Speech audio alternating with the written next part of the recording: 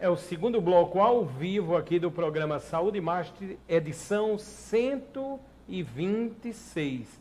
Eu já quero agradecer, vai aparecer aí a Taja, como sempre, com as informações. Todas as redes sociais estão agora transmitindo ao vivo para todo mundo. E a Paraíba inteira, através do canal 15. Se quiser perguntar nesse segundo bloco, é tão fácil. Aponte a câmera do seu celular e aí facilmente você vai poder perguntar. Lembrando, é o programa 126, ao vivo aqui, pela querida TV Master. Eu já tenho aqui ao meu lado, é realmente uma honra imensa, principalmente que vamos falar da maior especialidade entre várias do doutor Ricardo Azevedo, que é a oftalmologia. Doutor Ricardo, pela primeira vez, vocês vão ver o doutor Ricardo sem máscara. E aí, doutor, seja bem-vindo ao programa Saúde Master. Fábio, é sempre um prazer estar aqui. Nós já falamos sobre muitos assuntos, né? Todos muito relevantes à saúde pública, e agora será um prazer imenso falar sobre a oftalmologia. Doutor, é interessante, eu citei isso aqui, nós já tivemos outras entrevistas aqui com o doutor Ricardo, tamanha a excelência e a amplitude no conhecimento do doutor. Eu vou citar aqui um fato, eu interajo muito com o doutor, eu gosto de pesquisar e o doutor tem me estimulado ainda mais em algumas madrugadas, né? Eu durmo muito pouco. E quando foi agora, bem recentemente, o doutor passou muitos anos lá na Johns Hopkins, nos Estados Unidos, e desenvolveu várias pesquisas e experimentos. E, ultimamente, teve uma pesquisa do doutor que já está sendo utilizada em relação ao câncer ocular, que nós vamos falar, lá nos Estados Unidos. Eu queria que, inicialmente, antes de irmos propriamente às perguntas, que o doutor Ricardo falasse sobre essa pesquisa de forma bem sucinta. E, doutor, eu só posso lhe parabenizar. Eu sei que nos Estados Unidos parece que as crianças, vamos dizer assim, já estão sendo tratadas a partir de toda uma pesquisa que o senhor encabeçou. E aí, doutor? Isso mesmo, são anos de projeto, de pesquisa, que levaram ao desenvolvimento de algumas novas terapias inovadoras para tratar várias doenças, entre elas o câncer de retina, né, que é o que nós chamamos de retinoblastoma. E de fato é importante, né, eu sou um pesquisador hoje em dia financiado pelo FDA, né, o tão temido FDA que bate o martelo, que faz julgamentos, que aprova ou reprova medicamentos. Eles raramente financiam projetos e nós somos financiados por eles para desenvolver terapias inovadoras para doenças de retina, doenças em que onde terapias não existem ou quando existem não são suficientes para tratar ou adequadas para tratar essas condições. Então, nós recentemente recebemos o status de Breakthrough, que é um status que é uma designação que permite alavancar o projeto, permite alavancar o desenvolvimento. E o grande objetivo disso, se você perguntar sobre o aspecto do FDA e da população americana, né, que vai se beneficiar disso, é justamente que eles consigam ter acesso mais fácil a uma terapia ainda experimental, né? Do nosso lado, como pesquisador, isso beneficia porque facilita esse processo de desenvolvimento. Também na parte regulatória, o FDA, isso é uma divisão diferente do FDA, essa já é a divisão que aprova, né, que fiscaliza e aprova, ele nos dá um suporte maior, né? Então, existe uma linha de comunicação melhor e mais direta com o FDA nesse sentido. Então, é muito interessante isso aí e vai permitir que várias crianças nos Estados Unidos e no Canadá se beneficiem desses tratamentos. Não me pergunte a respeito do Brasil, porque eu ainda estou tentando entender a burocracia brasileira para se trazer isso aí. No Brasil, infelizmente, a pesquisa ainda não é considerada um direito da população, né? Então, isso aí dificulta muito o acesso das pessoas a tratamentos experimentais, que podem muitas vezes fazer a diferença, como é o caso desse nosso projeto. Forma experimental. já está salvando vidas, por não dizer salvando a visão, né, de alguns americanos, né, ou de outros países, obviamente. E no Brasil ainda demanda tempo, né? Temos que ser realistas. Aí depende de várias fases, de Anvisa, depois de outras aprovações. Mas quando eu vi a excelência desse assunto, eu disse, vamos trazer até o programa. Por isso que tem o tema aí, ó, câncer de retina, novas perspectivas diagnósticas e terapêuticas. Doutor, vamos começar já a responder as perguntas, muitas que chegaram sobre esse aspecto. Vamos ver aí a primeira pergunta. Diz assim, muitos dos pacientes com câncer ocular não manifestam sintomas, principalmente nos estágios iniciais. É verdade? Quem pergunta é o Dimas Dutra aqui do BES. E aí, doutor? Isso mesmo. Isso se aplica tanto ao câncer de retina, que nós estamos falando aqui, que é o retinoblastoma, que acomete as crianças na primeira fase da infância, principalmente, né? Mas mais comum aí em diagnóstico entre 1 mês de vida e 2 anos, mas também isso se aplica a outros cânceres, que é muito importante, né? O olho, ele ele tem uma estrutura complexa, né, e apresenta tecidos que são relativamente escondidos, assim como os outros cânceres, requer um exame periódico, requer visitas ao oftalmologista, né, que permite, e são essas visitas periódicas que permitem o diagnóstico precoce, né, mesmo em fases em que o câncer ainda não levou aos estágios, aos sintomas, né. Então, são nesses estágios iniciais, Dimas, que você tem a oportunidade de tratar de uma forma menos invasiva, você consegue tirar o máximo de proveito desse tratamento em termos de preservar a visão e preservar o olho.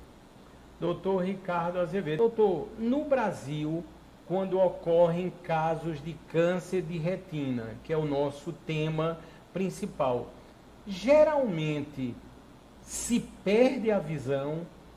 O que é que o senhor vê nesse sentido? Eu sei que são raríssimas pessoas que podem ir aos Estados Unidos para fazer um tratamento, né? Uma coisa, não vamos nem imaginar nisso quando a gente pensa na maioria da população brasileira. E aí, doutor? Fábio, as opções relacionadas a uma alta morbidade, né? Então, requer, por exemplo, quimioterapia sistêmica, que em uma criança de 2, 6 meses de idade é muito difícil, você tem toda uma cadeia aí de efeitos colaterais, né, de cuidados, um custo de tratamento alto. Então, de fato, nos estágios avançados, uma proporção relativamente alta dos pacientes aqui no Brasil terminam tendo como tratamento, com a primeira opção de tratamento, a enucleação, que é a remoção do olho, né? Então, isso aí, infelizmente, é a nossa realidade. Nos estágios mais iniciais, se torna mais fácil, porque aí você tem acesso a tratamentos menos invasivos e esses tratamentos são mais acessíveis também no sistema de saúde. Quer dizer, doutor, que normalmente, assim, é lógico que depende de cada caso, mas no Brasil, quando há uma incidência maior desse sintoma, se perde a visão, né, doutor? Assim, infelizmente, né? Se perde a visão, se não o olho, mas, como eu falei, se o diagnóstico for precoce, for em estágio inicial, você consegue preservar tanto a visão quanto o olho. Então, por isso que é importante, né, a partir do nascimento, fazer o monitoramento periódico com as visitas e consultas oftalmológicas, né? É muito importante. Esse câncer, por exemplo, é um câncer que tem um fundo, uma causa hereditária muito forte, né? Então, isso aí sempre diz respeito à questão do histórico familiar, né? Então, se há um histórico familiar, então, necessariamente, você sabendo disso, você tem que fazer visitas periódicas com mais frequência, levar a criança para fazer um acompanhamento de perto junto ao oftalmologista. Isso vai permitir que se consiga diagnosticar mais precocemente o câncer e, muito provavelmente, nesses casos, você conseguirá preservar tanto a visão quanto o olho.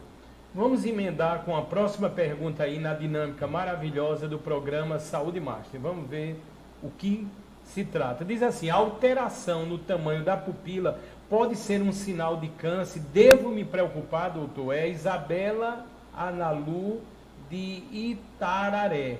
Não sei se esse bairro é de Campina Grande, eu realmente não conheço. E aí, doutor? Ela pode sim, ela pode ser um sinal, Isabela, que indique alguma doença ocular, não necessariamente o câncer, né, mas deve ser pesquisado, deve ser investigado devidamente, né, mas a gente sabe que, já que você falou de tamanho de pupila, né, a gente sabe que uma das formas de apresentação iniciais, né, comuns desse tipo de câncer de retina em crianças é justamente uma alteração não necessariamente no tamanho da pupila, mas um reflexo da pupila. Então, aquele reflexo vermelho que você muitas vezes vê quando você tira uma foto, quando você ali ilumina o olho com um foco de luz, aquele reflexo vai estar diferente entre um olho e outro. Você pode ver um reflexo mais vermelho no olho e talvez um reflexo esbranquiçado ou um pouco menos vermelho no outro olho. Então, isso é um dos sintomas que muitas vezes leva os pais ao oftalmologista, ao pediatra, para tentar entender o que está acontecendo com o reflexo vermelho do olho, né, que ele está com uma coloração diferente entre um olho e outro. Tá? Então, é sim importante. Hoje, inclusive, Fábio, essas câmeras que monitoram o bebê, né, elas se utilizam de infravermelho. O infravermelho ele não induz ao fechamento da pupila, né? Então isso facilita, às vezes até ao diagnóstico, a percepção de que há algo errado ali naquele reflexo do pupilar da criança, sabe? Então tem que se prestar muita atenção a isso. O reflexo pupilar ele é chave, aquele reflexo vermelho do olho, para o diagnóstico do retinoblastoma. Doutor Ricardo Azevedo, a próxima pergunta eu já tive por algumas vezes e vários telespectadores enfocaram essa pergunta. Quer ver? Olhem que interessante. Um terçol que não cicatriza e por vezes vai e volta pode ser um sinal de tumor. Foi o Roberto Breno, isso aí é lá de Campina Grande, do Serrotão. E aí, doutor? Felizmente é improvável, né, mas deve ser investigado, examinado. Mas nós temos o terçol, né, ele surge de uma obstrução de algumas glândulas que nós temos na pálpebra, e essas glândulas, obstruídas, elas tendem a formar o terçol, e isso aí tende a recorrer repetidamente ao longo do tempo. Então, muito provavelmente você precisa de ser avaliado, né, mas essa causa, o que levou ao terçol, precisa também ser corrigido para que você não fique tendo terçol de recorrência, né, e forma o que nós chamamos também de calásio, que é aquela concreção, aquele nódulo na pálpebra. Tá? Que isso aí geralmente é de origem inflamatória, às vezes até infecciosa. E já que falamos no olhar, na beleza, na visualização, eu agora vou falar da Clínica de Estética Avançada da doutora Gabriela Brasileiro. Olha aí a logo da doutora, tudo lá é realmente de excelência. E a doutora Gabriela Brasileiro, no que chamamos estética avançada, ela realiza diversos dados nesse momento para todos os telespectadores. No próximo slide está aí vários setores da face aonde você pode procurar os tratamentos avançados com a doutora Gabriela Brasileiro, né, fazendo cursos, e o endereço aí para que todos possam agendar um horário. Fica ali no Eco Business Center, no segundo andar, na sala 212, e o telefone direto para agendar de segunda a sexta-feira, de 9 da manhã às 5 da tarde, pelo WhatsApp, é o 99813 3677. Doutor, com certeza que vai bater com a dúvida agora de várias pessoas que estão agora nos vendo ao vivo. Existem tumores que o fator genético é predominante, inclusive nas crianças. O que fazer na gravidez para talvez evitar? É o Roberto Breno, também lá do Serrotão. E aí, doutor? Roberto, não há exatamente o que se fazer para evitar, né? O que nós podemos fazer é tentar conduzir a criança e também os pais por uma série de testes diagnósticos, né, screening genético, para determinar o risco, né, dessa criança desenvolver esse tumor ou não, né? Infelizmente, existe um lado da medicina que não chegou muito ao Brasil ainda, né, que é a medicina direcionada, orientada, né, baseada em diagnóstico genético, né? Então, diante de uma informação desse tipo, então no caso do retinoblastoma, né, que seria este câncer que tem uma origem genética muito forte, né? O retinoblastoma ele é causado por uma mutação no gene RB1, né, que é na realidade um anti-oncogênio. Então, uma vez mutado, ele predispõe ao aparecimento do câncer, e esse câncer pode ocorrer nos dois olhos e pode ocorrer também de forma repetida. Então, você tem uma célula da retina que se transforma no câncer, ele é tratado, mas 6 meses depois ele existe um histórico familiar, né, desse câncer, né, em pais, né, em parentes. Então você pode conduzir os pais, pode também fazer através da punção do líquido amniótico a análise genética da criança, do feto, né? Se verificar que existe uma mutação, que a gente chama de mutação germinativa uma alteração germinativa do gene RB1, então aí está caracterizado que esse feto e a criança, o recém-nascido, terá um risco maior de desenvolvimento do retinoblastoma. Então, diante dessa informação, o que é que você faz? Então, você tem duas opções. A primeira, que é a mais comum, você vai acompanhar de perto esse estoma. Ele tem uma peculiaridade, que ele tem ele tem cálcio, né? Isso facilita a sua detecção. Se for diagnosticado o retinoblastoma, que é possível antes do final da gravidez, então você pode induzir a um parto, né, prematuro, para permitir que você trate o retinoblastoma, o tumor, o câncer, de forma precoce. Tá? Então, essa seria a opção mais comum. De qualquer forma, se você sabe que a criança tem que transcorrer durante a gravidez, você deve, né, na pós-gestação, monitorar essa criança periodicamente, então, inclusive o conhecimento desse risco genético, o risco associado até os 7 anos de idade, inclusive você vai transicionando de 2 meses de acompanhamento até aproximadamente 6 meses, quando se aproxima dos 7 anos. Então, esse tipo de acompanhamento é ditado pela análise de risco, que é feita através, hoje, principalmente, do câncer do teste genético. Tá? Doutor Ricardo Azevedo, doutor, eu estou pensando aqui, eu tenho pensado muito no 5G, né, que vai ser a partir de junho. Doutor, eu sei que o senhor já experimentou por algumas vezes o 5G, creio, nos Estados Unidos. Agora, doutor, o senhor é um grande pesquisador, né? Se o senhor, por exemplo, baixava um artigo que demorava, vamos supor, 10 minutos, agora, com 5G, seria uma média de 10 segundos. Doutor, isso vai ser incrível, né, para o cunho em si. A condução, né, de algoritmos, né, análise de algoritmos complexos, né, a telemedicina ela envolve algoritmos, né, de análise, permite e ajuda na tomada de dados, né, melhora a decisão que pode ser tomada em cima daquilo. Então, isso vai desde a transmissão de imagem até, obviamente, a transmissão dos dados propriamente ditos. Né?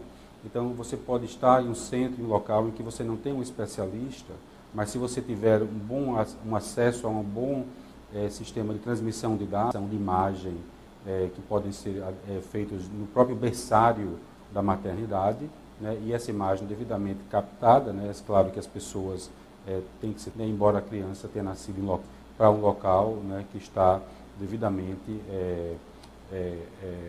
onde você tem acesso a esse tipo de processo de transmissão de dados que são relevantes para a tomada de decisão médica. E nesse contexto de evolução, quando nos referirmos ao laboratório Maurílio de Almeida, vocês vão observar que o Maurílio de Almeida já é de praxe. Você encontra as unidades em todo o local, espalhadas, unidades próprias, em clínicas, em hospitais e também até em shoppings. Sem contar que existem unidades do Maurílio de Almeida que funcionam 24 horas. E você tem um grande recurso na palma da mão, vai aparecer agora. É o aplicativo do laboratório Maurílio de Almeida. Muito fácil de você consultar o exame, de você marcar do domicílio com o Maurílio. Vai aparecer um layout agora do aplicativo. Basta ir na sua loja de aplicativo, não importa se o seu celular é Android ou iOS, já tem gente comprando também o 5G, esperando junho, vai funcionar ainda mais rápido para baixar o aplicativo. Portanto, sempre vamos dizer, pensou em laboratório na Paraíba, é inquestionável, inevitável. Você vai pensar sempre no laboratório Maurílio de Almeida, que inclusive tem o padrão hoje nacional, a certificação do projeto Nós Salvamos Vidas. Portanto, laboratório Maurílio de Almeida. Vamos para uma próxima pergunta, Gil, aproveitando aqui ao vivo a presença magnífica do doutor Ricardo Azevedo. Diz assim, muitos dizem, olha lá, doutor, que a cenoura é o melhor alimento para se ter uma boa visão. Um exemplo são os coelhos. É verdade, doutor? É o Eurico Castro do Centro. E aí, doutor? Visto os coelhos com óculos. E aí, doutor? Exatamente. Os coelhos, eles não precisam de óculos, de fato, mas eles têm uma visão limitada, né? O coelho, os animais dessa espécie do coelho, eles têm uma visão limitada, né? Mas, enfim, a visão de defesa deles, né? Visão rica, tem uma retina rica em bastonetes. Então, o que é que exatamente diz respeito à cenoura, né? Ela tem uma composição muito forte, muito importante de beta-caroteno, né? E o beta-caroteno é um precursor da vitamina A.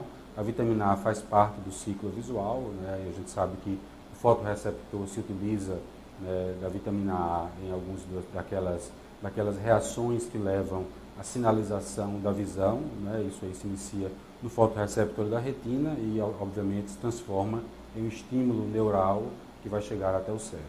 Então, a cenoura, ela é necessária, o beta-caroteno é necessário, né, principalmente em situações em que você tem deficiência desse componente, né, mas ele também não deve ser consumido em excesso, né. Inclusive, nós sabemos alguns estudos para degeneração macular, para prevenção e redução de risco de acometimento visual na degeneração macular, que o uso de doses excessivas de beta-caroteno, por exemplo, em fumantes, né, em pessoas que têm histórico de exposição de fumo significativa, leva a um aumento de risco de câncer de pulmão, né. Então, isso aí foram, claro, indicações de estudos epidemiológicos, estudos clínicos foram feitos. Então, tudo tem que ser feito na dose certa, né. Inclusive o consumo de beta-caroteno da cenoura, assim como a suplementação com beta-caroteno, tá? Então, se existem vitaminas que são relevantes para o ciclo visual, né, eu prefiro utilizar o nome carotenoides, né, que são diferentes de beta-carotenos. Os carotenoides são, digamos, pigmentos visuais, são importantes, né? Você tem dois principais, luteínas e a xantina. A luteína é um componente, ele está mais laranjado, avermelhado, então você vai encontrar isso em alimentos com coloração mais alaranjada, mais puxada para essa tonalidade, por exemplo, como a gema de ovo, né? Milho é rico em luteína, e do outro lado você tem a zeaxantina, que é um carotenoide também, e aí você vai encontrar mais em alimentos com coloração mais puxado para o verde escuro, tá? Então, esses dois componentes são importantes para a visão, diminui o risco de algumas doenças visuais, né? Inclusive algumas degenerações maculares. Nós falaremos sobre isso outro dia, mas assim como a vitamina C, vitamina E e alguns minerais como o zinco e o cobre, tá? Então, esses aí são mais importantes para a redução de risco de degenerações maculares e maculopatias, são doenças que levam à perda de visão, principalmente com o passar da idade. Doutor Ricardo Azevedo, oftalmologista. Doutor, nós chegamos praticamente no final, mas eu reservei esse final e vou ser bem sincero, né? Inclusive, o doutor Ricardo, a clínica do doutor Ricardo, a Vision, que eu conheço muito bem, ela segue inclusive um padrão de excelência internacional. Isso o doutor estudou muito e aprendeu muito lá nos Estados Unidos. E eu sempre digo, o doutor Ricardo Azevedo a todo momento está salvando vidas. Portanto, eu reservei esse espaço final, mas que vai dar início a uma grande história. Porque a Clínica Vision, que também, repito, patrocina aqui o programa Saúde Master, ela vai receber agora o título do projeto Nós Salvamos Vidas. Tanto o doutor Ricardo Azevedo, eu vou passar as mãos do doutor Ricardo Azevedo, está aqui, que além do projeto, né, ser um projeto de excelência, são 4 aplicativos que você baixa agora de forma gratuita e que salva vidas, no caso do SOS Mulher Brasil de mulheres, através de denúncia, o SOS Brasil Criança, crianças e adolescentes, SOS Cães e Gatos e SOS Amazônia. Portanto, eu vou passar agora, é uma honra realmente, para as mãos do doutor Ricardo Azevedo, o selo de qualidade que se tornou nacional do projeto. Sempre que pudemos, o doutor Ricardo dando essas informações, e eu tenho certeza, nós fizemos uma grande entrevista e estamos diante de um médico magnífico. Doutor Ricardo, aqui está. Fábio, muito obrigado, inclusive de muito bom gosto, né? Isso com certeza vai ficar lá na recepção da nossa clínica, salvar vidas, melhorar a vida das pessoas. Então é um prazer estar aqui, estaremos sempre à disposição, né, do seu programa e da sua audiência. Tá? Doutor, estão aqui pedindo muito para que o senhor mostre o selo aí para as câmeras. Está aí a clínica do doutor, que fica ali na Epitácio Pessoa. Vocês podem pesquisar aí, a clínica Vision, e realmente o doutor Ricardo, com toda a sua experiência, né? E é uma experiência que sempre, vamos dizer, que ajuda concretamente a todo instante a salvar vidas. Doutor Ricardo, assim, eu desejo grande sucesso, né? Somos amigos, realmente. O que eu estou torcendo muito, doutor, é que essa pesquisa do senhor, vitoriosa, já sendo lá utilizada de forma experimental, mas já salvando várias visões lá nos Estados Unidos, chegue brevemente aqui ao Brasil, e eu tenho certeza, e no que depender do senhor, vai chegar da forma mais rápida possível, não é isso, doutor? Sim, isso mesmo. Nós temos atuado em várias frentes, não é? Isso não é fácil, porque envolve legislação, envolve regulamentação, e aí você tem várias esferas envolvidas, né? Claro que isso faz parte da evolução da sociedade, né? E você valorizar a vida, valorizar a funcionalidade, valorizar a visão, valorizar a qualidade de vida, né? E nós estamos aqui, como sociedade, estamos ainda caminhando nesse sentido. Eu espero que as pessoas tenham consciência do valor da pesquisa, da ciência, para se tomar decisões e se tomar boas decisões, né? Inclusive aquelas que dizem respeito à sua vida, à vida dos seus familiares, à vida do seu patrimônio genético. Então, tudo isso aí é algo importante, e a gente, nessas diferentes frentes, para nós tentarmos introduzir esse conceito, no que diz respeito à vida das pessoas, à qualidade de vida das pessoas. Muito obrigado, doutor. Sempre fiquem observando as redes sociais, que com muita antecedência estamos divulgando os próximos programas. E você pode, obviamente, já começar a perguntar. Fiquem com Deus e não percam. Serão entrevistas maravilhosas que se estenderão. Médicos de todo o Brasil, por não dizer os maiores médicos e profissionais da área de saúde, estarão aqui no Saúde Master, ajudando através da informação a salvar vidas. Muito obrigado.